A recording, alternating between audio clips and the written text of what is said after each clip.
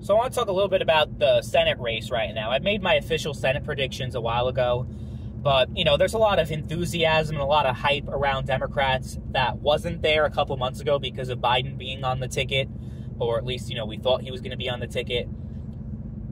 But there's a lot of Democrat enthusiasm, which means, like, okay, maybe down ballot. Like, there's polling that indicates that down ballot, Democrats are doing better in the polls. So is there a chance that Democrats can win the Senate? And there are a lot of people talking about the Democrats having a good shot at retaking the House, which is something that could happen. But I think as far as the Senate goes, it is pretty much impossible, and here's why. So in order for Democrats to get in order for them to have 50 seats, which is what they currently have right now, they have to hold on to everything, every seat that they're defending currently. So they're defending Ohio, they're defending West Virginia, and Montana. Montana and West Virginia are just not going to fucking happen. Montana and West Virginia are okay, West Virginia for sure is going to be red. Montana, people are like, well, maybe there's a chance that Jon Tester wins, but it's not looking good for him. Like, the polling and just the way, like, we're getting even more polarized, that I just can't see him winning in a state like Montana that went for Trump by, like, what was it, like 20-something points in 2020? So he's cooked. So that would get the Repubs at, like, 52 seats. And then it would be 53 if they can get Ohio. And then if they can get Arizona, it would be 54.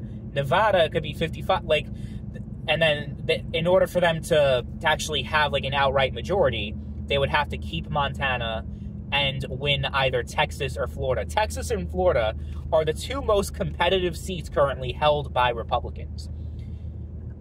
Even the most, like you could be, like, a huge Democrat, like, and you're someone who's, like, probably hoping for the Democrats to win the Senate, but even, like, most Democrats would admit that is, like, very unlikely that they're going to win either Texas or Florida. I mean, Beto in 2018 was, like, almost knocked off Ted Cruz. I mean, he was only 2 points behind or 1 point behind. It was really fucking close. I think Beto would have fucking won if he kept his fucking mouth shut. You know, I made a video, just now talking about gun control. Beto was like, fuck yeah, I'm going to take your guns. That was, like, what he said when he was campaigning. If he just didn't say that, I think he would have won the election against Ted Cruz. But now somehow Ted Cruz, like, he was so unpopular back then. Now he's a lot more popular than he was in 2018. And he's gained a lot of support. So there's no chance that he's going to get knocked out. And in 2024, it's Rick Scott, right? I'm pretty sure it's Rick Scott. He's not going to lose. You know, so there's just, you can't, like, the Democrats, they have a chance at winning the House. They have a pretty good chance, sadly. I don't want to admit this, but they have a good chance at winning the White House, too. But the Senate, best case scenario, they get two. They get the House and they get the White House. They get the presidency.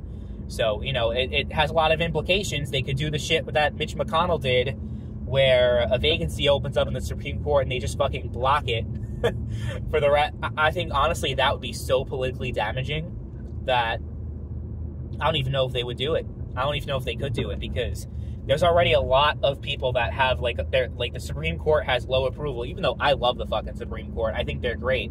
But the way in which the Supreme Court has, you know, that the makeup of the Supreme Court has been achieved by blocking Obama's nominee, by rushing Amy Coney Barrett through and getting her in, you know, even though Republicans said it was an election year, that's why they didn't put Obama's pick through, but they rushed Trump's pick through, even though that was, like a month or two before the 2020 election. So people are just pissed off at Republicans the way they're handling the Supreme Court. I don't know if it would be politically, it would make sense at this point, especially since there's a good chance that it's probably, like, Sotomayor that will be the next vacancy, so it wouldn't even change the makeup of the court that much.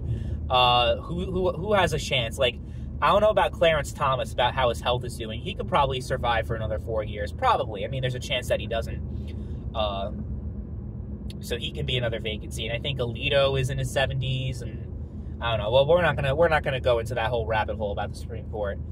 That's maybe for another video. But you know, that's the big that is like the biggest takeaway, though. If Republicans do keep the Senate, is that, you know, that's the big thing that Democrats are campaigning on is the Supreme Court.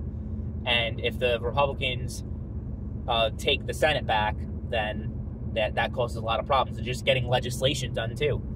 Even if they have like a 51-seat majority, if they barely squeak out a majority, that's still enough to just block pretty much everything. I mean, you have a couple of a Susan Collins and Lisa Murkowski and a couple of people like that may flip and, you know, flip-flop every now and then and maybe side with the Democrats once in a while. But, you know, based off of just how things are these days and how polarizing things are and how, like, you're considered, like horrible for working with the other side, I don't think shit's going to get done. So all the shit that Harris is proposing, and as nervous as I am about a Harris presidency, I mean, there's some fucked up shit she could do with executive orders, right?